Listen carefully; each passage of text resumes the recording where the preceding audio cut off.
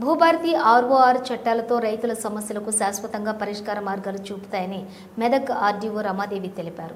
బుధవారం భూభారతి రెవెన్యూ సదస్సుల నిర్వహణ తీరును పరిశీలించేందుకు మెదక్ ఆర్డీఓ రమాదేవి మెదక్ మండలం ముక్తా భూపతిపురం గ్రామంలోని సందర్శించి రెవెన్యూ సదస్సును పరిశీలించారు.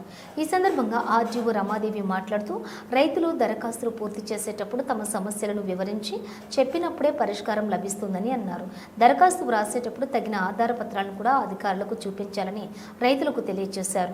రెవెన్యూ అధికారులు కూడా రెవెన్యూ సదస్సులను సమర్థవంతంగా నిర్వహించాలని, రైతుల సమస్యలను పూర్తి వివరాలతో రికార్డులలో నమోదు చేయాలని తెలిపారు.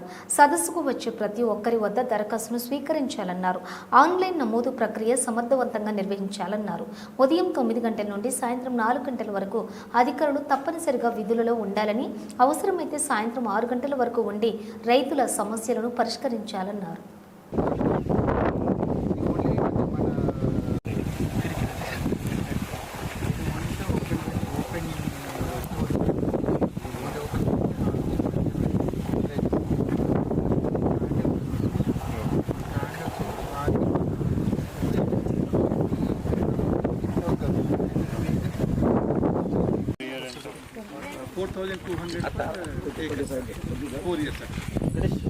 ఈ ఒక్క సంవత్సరంలోనే వీళ్ళకు 1,00,000